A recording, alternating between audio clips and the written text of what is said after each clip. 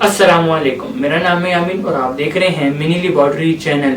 आज की वीडियो में हम लोगों ने एक बहुत ही ज़बरदस्त एक्सपेरिमेंट किया है, तो जिसको आप जुगाड़ भी कह सकते हैं। आज की वीडियो में हम लोगों ने एक साइकिल के ज़रिए बहुत ही पावरफुल मशीनरीज को चलाया है।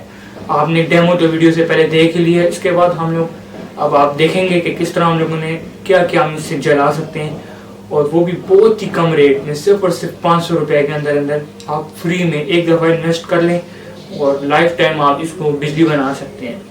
मैं आपको पहले भी बता चुका हूँ कि बिजली को हम ना तो बना सकते हैं और ना डिस्ट्रॉय कर सकते हैं। हाँ, अलबत्ता इसकी फॉर्म्स हम चेंज कर सकते हैं according to the law of conservation of energy. तो बढ़ते हैं वीडियो की तरफ, तो वीडियो को स्टार्ट करते हैं।